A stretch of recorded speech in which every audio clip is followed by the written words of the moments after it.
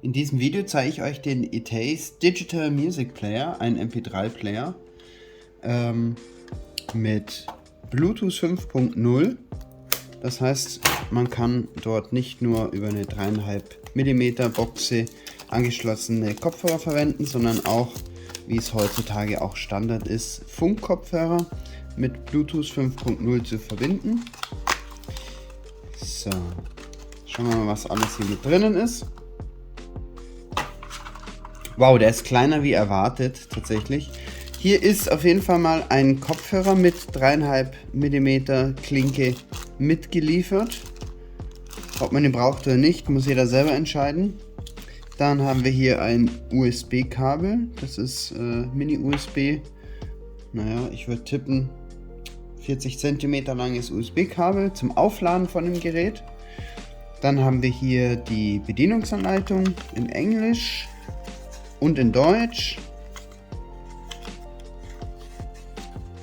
Sind alle Knöpfe, und Spanisch sind alle Knöpfe und Funktionen beschrieben.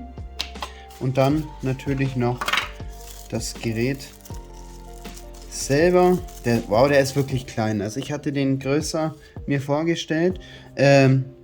Gummierte Tasten sind sehr, sehr angenehm zu drücken. Auch ein angenehmer Druckpunkt hier. Hier mit einem Gürtelclip. Das Gerät ist mit 27 Gramm wirklich sehr, sehr leicht. Ein Vorteil gegenüber einem Handy, wenn man Musik übers Handy hört, zum Beispiel beim Sport machen, ist das natürlich ein großer Vorteil. Umso kleiner und leichter das Gerät, umso leichter kann man es irgendwo verstauen. 27 Gramm, wie gesagt. Und was auch richtig angenehm ist, sind 30 Stunden Musikwiedergabezeit bei 2 Stunden Aufladezeit über USB. Zusätzlich kann man hier noch eine SD-Karte bzw. eine Micro-SD-Karte mit integrieren. 16 GB Speicher hat das Gerät an sich selber. Schauen wir mal.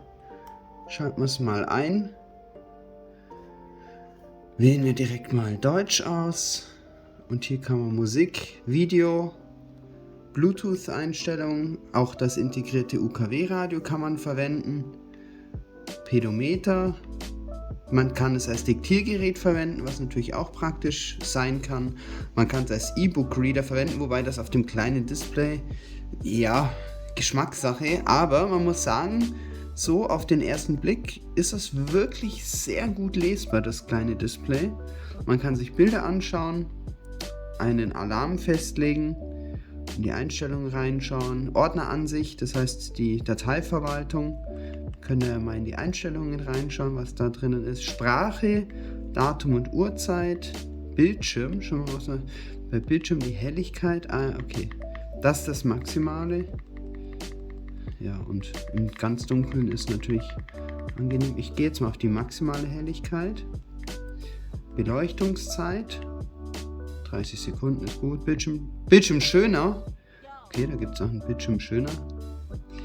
Ja, die Übersetzung ist nicht immer die beste. Ausschalten, Einstellungen, Informationen, Systeminformationen, das ist die Firmware. Datum 3.3. Könnte man schauen, ob eventuell schon eine neue Firmware noch verfügbar ist.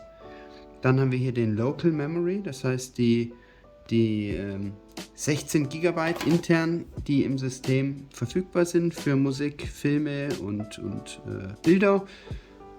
Ja, dauert. Hier kann man übrigens die Lautstärke lauter und leiser machen. Ansonsten haben wir hier oben noch die 3,5 Klinkenanschluss und den Ein- und Ausschalter. Es hat gerade irgendwas mit 15 GB angezeigt, also das habe ich gesehen. SD-Speicher ist keine eingelegt, deswegen bringt uns das jetzt nicht so viel. Ja, ich glaube, viel mehr zu sagen gibt es gar nicht zu dem Gerät. Der große Vorteil, wie gesagt, von dem Gerät ist, dass wir es per Bluetooth mit unserem Kopfhörer verbinden, ob es jetzt ein Bose, ein Teufel oder was weiß ich immer Funkkopfhörer ist, können wir damit easy verbinden über Bluetooth. Das heißt auch kabellos verwenden, und das ist natürlich ein großer Vorteil im Gegensatz zu den alten MP3-Playern. Ich finde es eine coole Sache, wie man sehen kann. Das Gerät ist wirklich nicht groß, wirklich sehr schön kompakt und man kann es gut verwenden.